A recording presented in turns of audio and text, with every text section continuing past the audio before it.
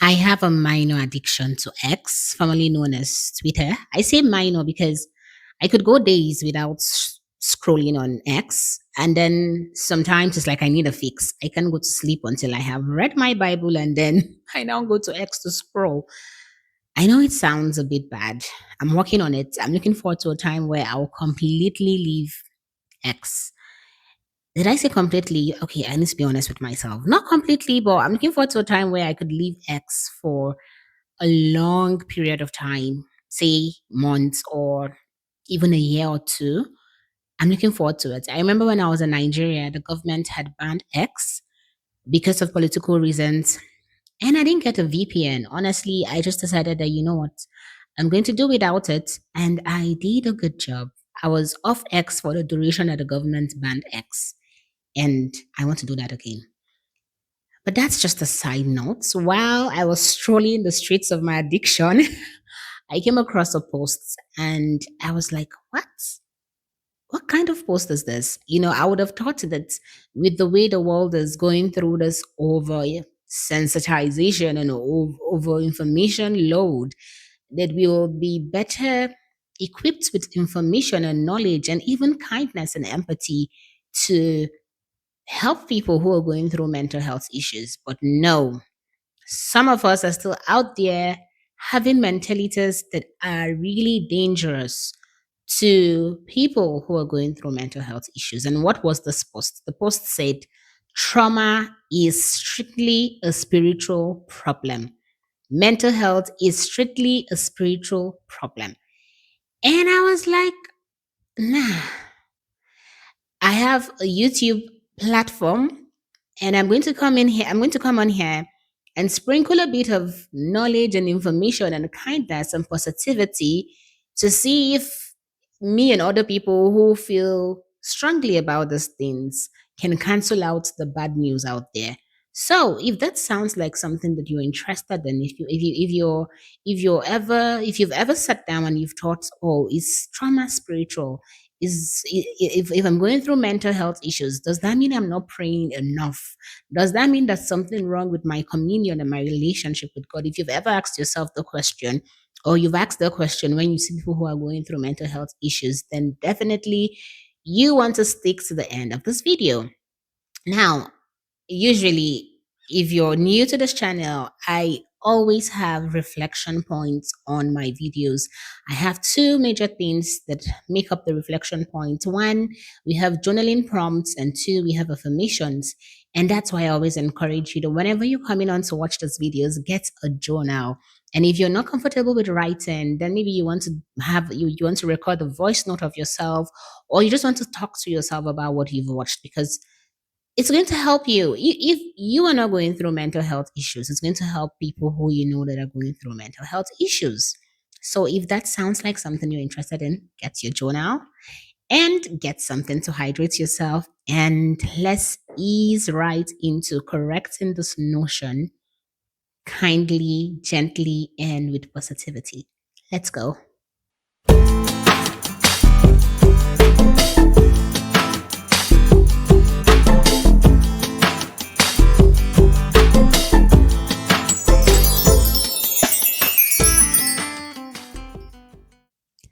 Hello, welcome to the For Healing Girls YouTube channel. My name is Omolola Dodu, and you're welcome.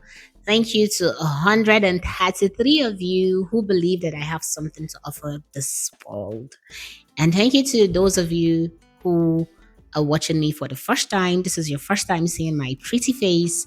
You're welcome. You're welcome. I hope you leave feeling more inspired and more knowledgeable about mental health issues, healing, faith, trauma, and just thriving and blooming into the life that you really want to live, into that inner peace that you really want for yourself. So, back to our topic. Trauma is not a spiritual problem, guys. If there's one thing you should have known by now, if you are a constant on this channel, is that trauma is not a spiritual problem. I am a spiritual being. I am a spiritual person. I believe that we are made up of a body, a soul, and a spirit. And that is how we experience living. That's how we experience life. But I do not believe that trauma is strictly a spiritual problem, or that if you're having mental health issues, that it is strictly a spiritual problem. Now, can it be a spiritual problem? Yeah, I'm African. I've seen a thing or two in my days to know that it can be. But when we talk about people who have gone through really traumatic events, and because of that trauma, they've gone through really tough periods, and because of that tough period, it has led to trauma, it has led to a wound that they are still trying to heal. Trust me, it could be unfair when you just open up your mouth and say trauma is a spiritual problem. So, let's talk about it. Trauma can affect your spirit, no doubt. It can affect how connected you feel to God, how connected you feel to your sense of purpose, to your identity. But trauma is also emotional, neurological, and physical. It literally rewires your brain. It lives inside your body. And we need to understand that faith and therapy are not enemies, that God can use both therapy and your faith. God can meet you in the secret of your communion with Him, in the secret of your prayer place with Him. And God can also meet you in your therapist's or your psychiatrist's office. God is there too as well. So choosing therapy doesn't mean you lack faith. It doesn't mean that you're not spiritual enough. It for me, I think it means that you are actively participating in your healing, that you are an active participant of your healing when you choose or decide to go for therapy. And when you say, oh, I think therapy and mental health and trauma and all these words, they're just buzzwords and they're just trendy words that Gen Z and millennials are using right now to avoid life. When you say things like that, it makes survivors feel like they are broken. It makes them feel like, oh, I'm not praying enough, especially for Christian girls or people who are active participants of any religion. It makes them feel like their spiritual practice is not enough. It can cause people to hide their pain. It can cause people to hide their suffering. It can make people to suffer in silence. And we don't want that, because when people are suffering in silence, it has a way of seeping into reality.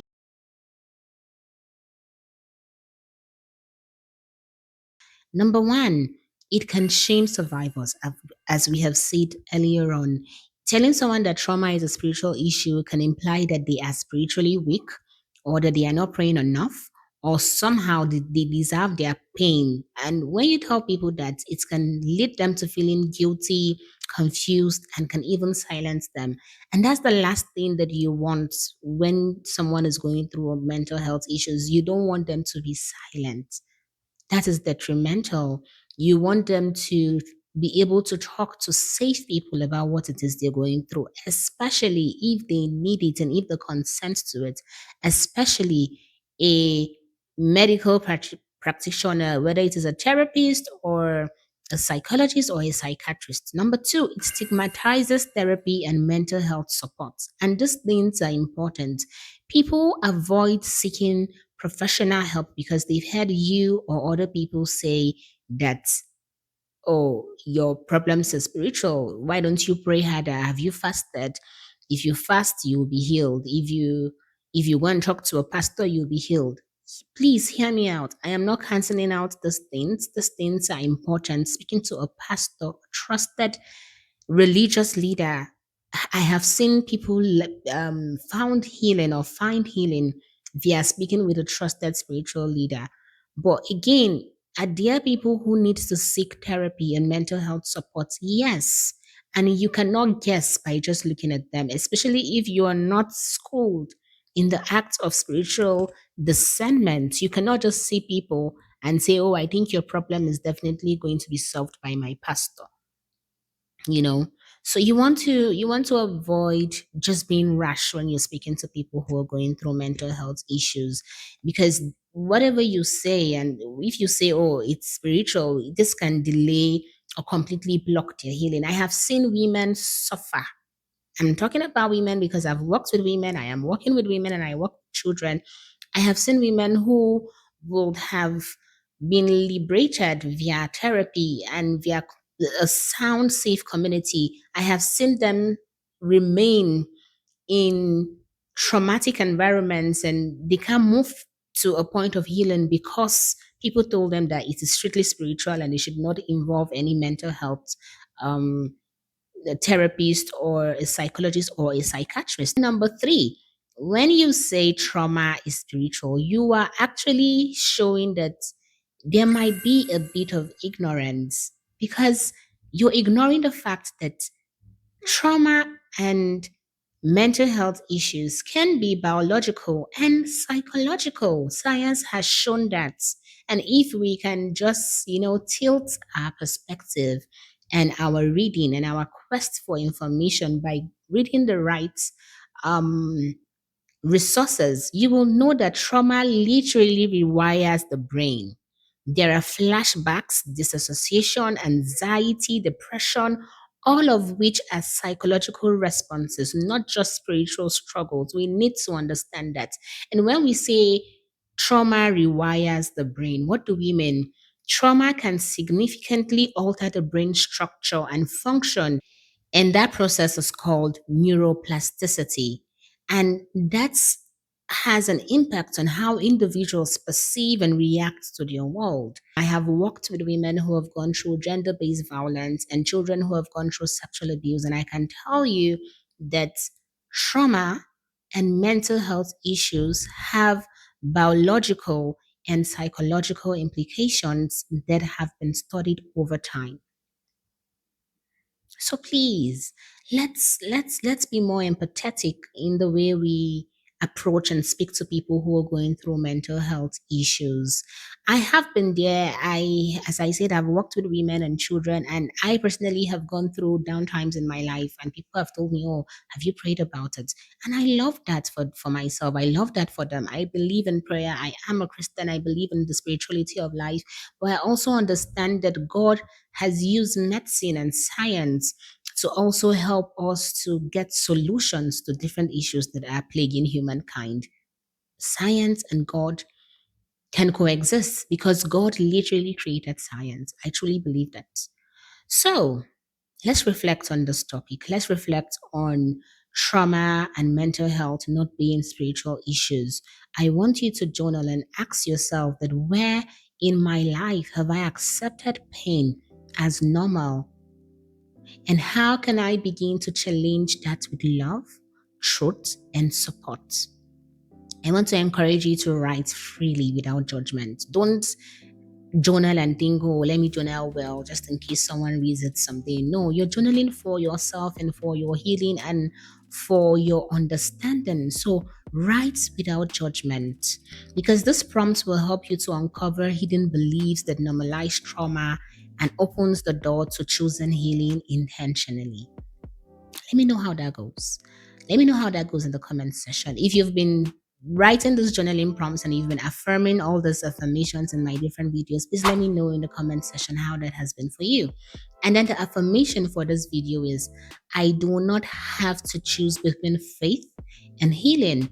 God is my therapy, my boundaries, my rest, and my growth. Every step I take towards wholeness is a step with Him. God is concerned about mental health. God is concerned about the trauma you've gone through.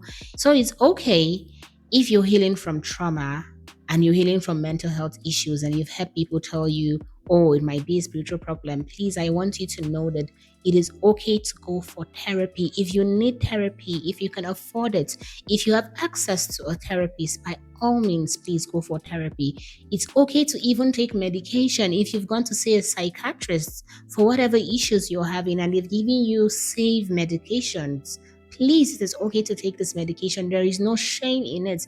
It's okay to cry, to journal, to talk to someone. As I said, we all need our care network.